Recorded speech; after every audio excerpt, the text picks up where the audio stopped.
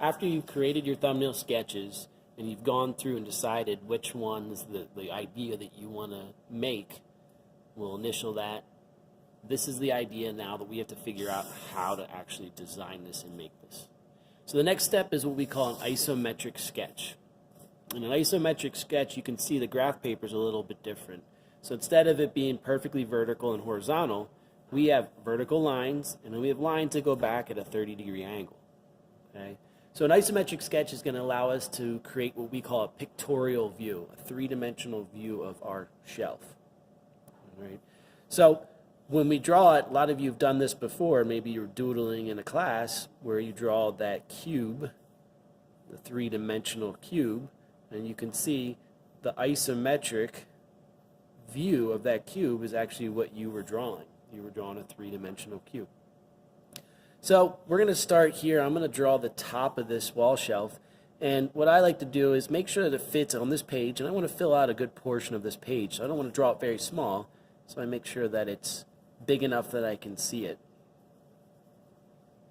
Now when you do your isometric sketch, proportion is important, but scale is not exact. So we don't have to have one block equals an inch or something to that effect. So the first thing I'm drawing here is my top, what would actually make up the shelf of this.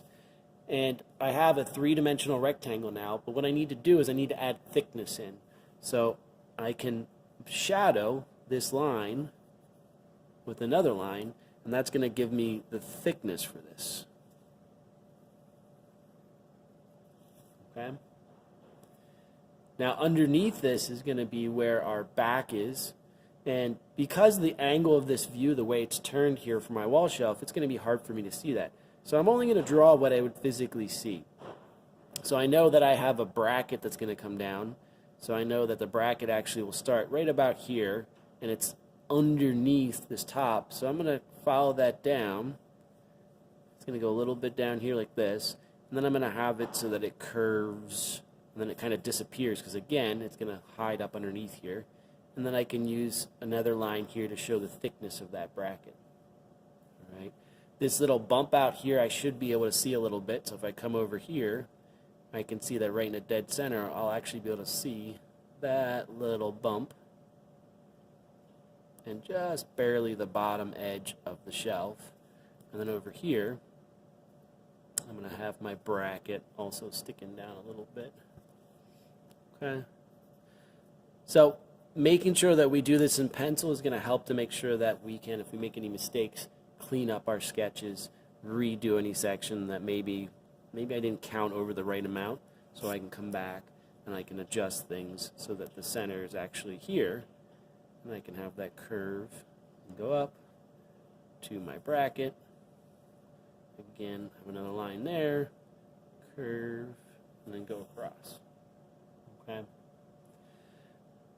Other different views of this, maybe I was designing a desk organizer or something to that effect. So let me show you another sketch of that. So I'm following my 30-degree lines to give me the basic shape of what my desk organizer might look like.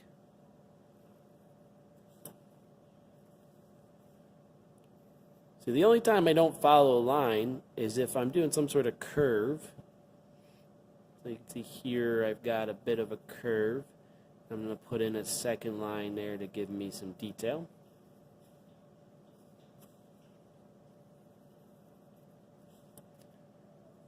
Notice that that second line really helps us not only to see what the shape is going to look like, but how we're going to make this, how we're going to put it together. So right here on the end, I can see that with that second line, I'm going to see that end there.